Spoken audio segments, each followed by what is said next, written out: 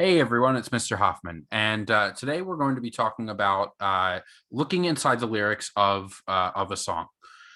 This is the lesson part, and then at the end of the lesson, I will go over the assignment for this week, which is listening journal number 1.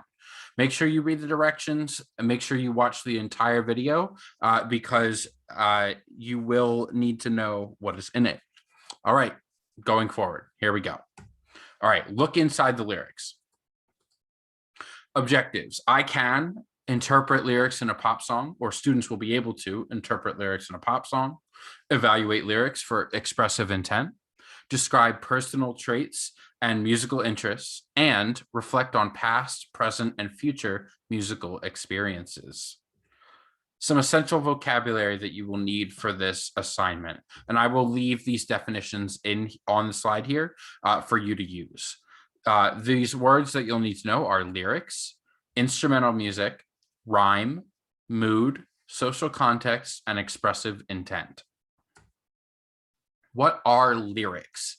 Lyrics are the text or the words of a song. They're often a form of poetry. Lyrics usually rhyme, which is when two words or phrases have the same or similar sounds at the end. For example, the words rhyme and time are rhymes. Google and frugal rhyme with each other, and kind and find rhyme with each other. Lyrics usually follow some sort of poetic structure or form. So do most songs because, the lyrics have that form, and so the music will match that. Not always, but a lot of the time. Sometimes existing poetry can even be set to new music. For example, the Star-Spangled Banner, which we know today as our national anthem, "Oh, say, can you see?" Pardon my chair there. Those words were originally written in a poem in 1814, and they didn't become our national anthem until much later, sometime in the 1900s. And they weren't set to music until much later on as well.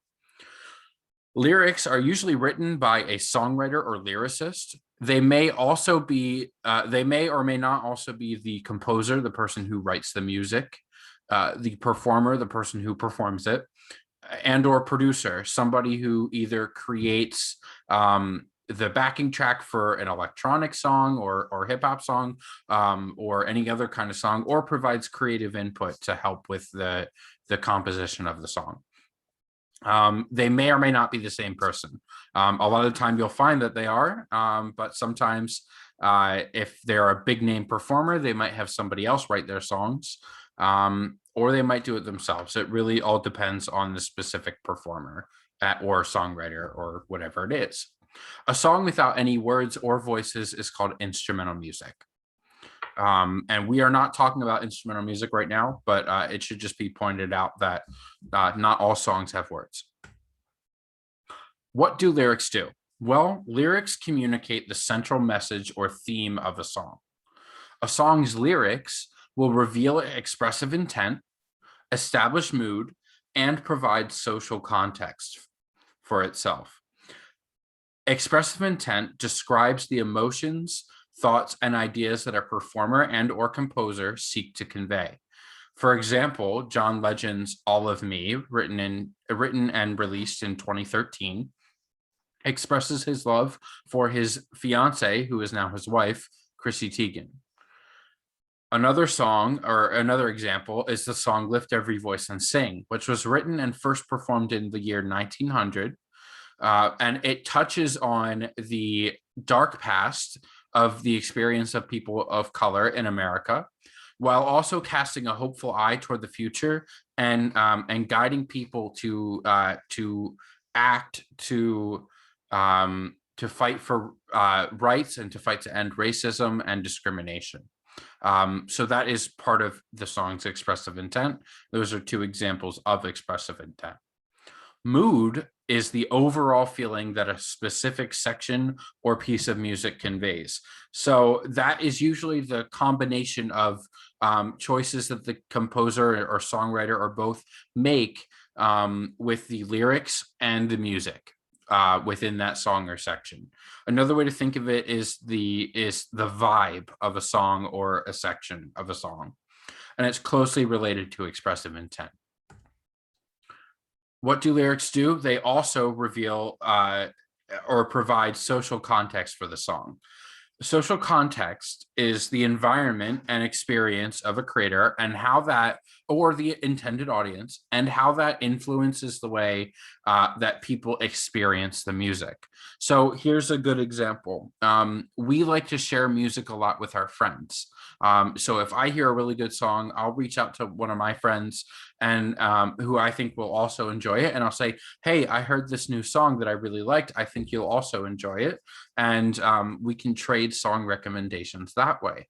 But I'm willing to bet that that's something that you do as well. And in fact, I'm willing to bet that you do that actually probably more than me, because you have probably a little bit more time to do that. So we might enjoy similar kinds of music to our friends. In fact, they might be friends with us because they enjoy similar kinds of music. And we might enjoy certain kinds of music more, or certain songs more, because a friend recommended them to us. So sharing music with friends is one way that the social context of a song can come about. This also talking about the way that people enjoy music with themes or messages that they can relate to.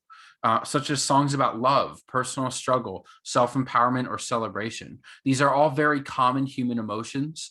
And so there are a lot of songs that express these themes and talk about these issues.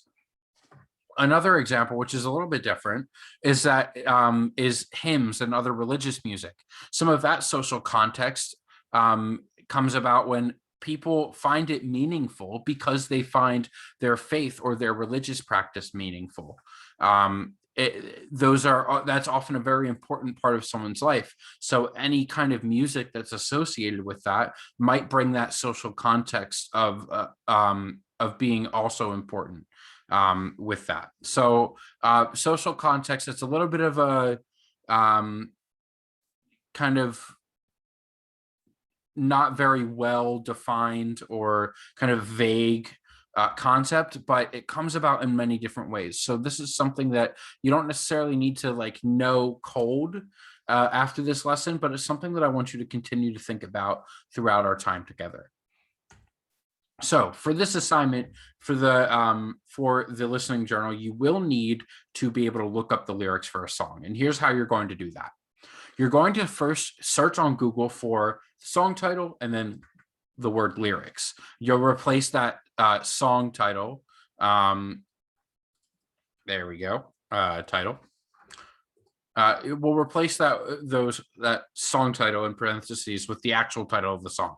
For example, if you want to look up the song "Driver's License," you'll search "driver's license lyrics." So here's an example. I searched for "driver's license lyrics." The song by Olivia Rodrigo came up. I can see there's videos here. There are these lyrics. I can actually read that right here on the without scrolling anywhere. But as I'll mention in a little bit, there are other places where you may want to look for that. If there's more than one well-known song with that title, make sure that you include the artist too. For example, there's The Chain by Ingrid Michelson and The Chain by Fleetwood Mac. And The Chain by Fleetwood Mac is a very famous song, much more famous than The Chain by Ingrid Michelson. But I personally like The Chain by Ingrid Michelson more. Not that it's a contest; they can both be great songs, but I prefer to listen to The Chain by Ingrid Michelson. So if I'm doing that, if I search for The Chain lyrics and I know that there's more than one song with that title, or if another artist covered it or something like that, then I know right now I'm not looking at the lyrics for The Chain that I want. So I'm going to specify, excuse me, Ingrid Michelson. And now I can see the lyrics for the song that I want, and I know this is the album cover, the album art. And what I'm going to encourage you to do is look through the results and if you need to, and find one that works for you. I recommend looking at the results from genius.com because they break down the lyrics by section, and they also have a couple other cool things. So here we have the clean lyrics for the song Driver's License by Olivia Rodrigo. Clean because in the original lyrics, in the regular lyrics, she drops a couple F-bombs, and we don't need that in our assignment. What you can see here is that the lyrics are right here. They are organized into poetic stanzas, so you can see each different section of the song. Sometimes they'll even have those sections labeled, which is really great. It'll say intro, pre-chorus, verse 1, chorus, bridge, stuff like that. And another really cool thing is sometimes they have annotations. So if people know something about the song that gives more context or more information, that would be cool to know, like background stuff. You can click around and you can actually see some people have added that extra background information. So if it's there and you're curious about what a particular lyric means, then you can look at that and you can see some of that extra background information. You can also see information like who it was written by and when it was released. So I really like genius.com. You can use any website that works for you, but I really like genius.com. And I do recommend, just because I'm not sure about everything that's on this website, that you only click through to genius.com from a Google search results page. I wouldn't go to genius.com and then type in their search. I would just go from Google. It's a little easier that way to find what you're looking for. Right now, I want you to look at the time here on my screen. It's 6:58, and you are going to, on the very first slide of the assignment, you are going to type in the time right up here, and I will see that and I will know that you've watched the video that way. Thank you. So now I am going to go over the assignment, and you're watching the video right here. And on the next slide, this is kind of familiar to some things that we've done and kind of unfamiliar to in terms of listening journals. This is different from how it's looked in the past. So you're going to fill out this slide. Every time you see a question mark, a red question mark, that's going to mark a question that you're going to answer eventually. And you're going to answer that question next to the pencil icon. So song title, you're going to choose your song and you're going to type the song title, Driver's License, for example. In fact, it's even spelled a little different, Driver's License. And that is by Olivia Rodrigo. You're going to finish these two sentences, 2 points each. I like or dislike this song because you'll explain why you like or dislike the song. You're going to finish that sentence. When I listen to this song, I notice, and you're going to type a couple details that you notice or things that you notice about your reaction to the song. There's really no wrong answers here as long as it's a complete sentence. You're also going to pick 3 descriptive words that you would use to describe the song. This word bank is very similar to what it has been in the past when we've done listening journals on Google Forms. So it's there for you. You can pick 3 words from here, or you can come up with your own words, or you can pick some from the word bank and come up with some yourself, as long as there are 3 there. Finally, on this slide, you're going to place the YouTube video there. So you're going to do that by following these directions. And it's written here in case you forget, but in the insert menu, you're going to click video. I wonder if I can move this. No, okay, that's fine. In the search here, you are going to search for the video, Driver's License. I really recommend getting the lyrics video because it's just a good idea. It helps avoid any unpleasantness with unclean or inappropriate music videos. And I'm going to click select, and that's going to put the video on my slide. If I do already have the URL, for example, if I found it this way, I can copy that. Let me show you how I would do that. I can go to share and then copy. And then I can go back to my assignment, and I could actually go insert video and then by URL, and that will show up there. I'll paste that and I'll click select, and it will add the video in. Pretty cool. And then I'm just going to resize the video so that it's the same size as that box. And I'm going to drag it over to there. And there you go. The video is added. That's 2 points. Finally, you are going to answer this question, the reflection question. It's going to be 9 points. And the question is, choose one line from the lyrics that is meaningful to you. Why do you find this line meaningful?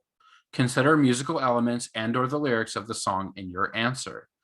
You can use this idea bank to help strengthen your answer. Remind yourself of some words that will help you think of some concepts. And your response should be a 5-sentence paragraph. 1 topic sentence, 3 or more sentences with examples or supporting details from the song, and 1 concluding sentence. Your response can be longer, but it should not be shorter, and you can use this box to do that. Finally, on this one only, on this listening journal only, because it's the very first assignment, I just have this quick little survey that will help me get to know you and support you this term.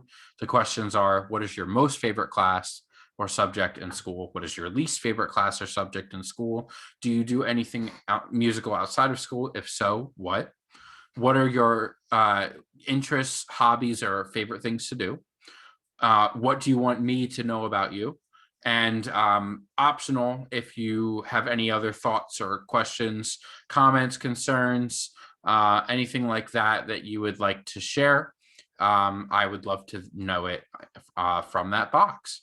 So yeah, that is all. You are going to enter that time that I mentioned in this box, and I'm looking forward to seeing your listening journals. Bye.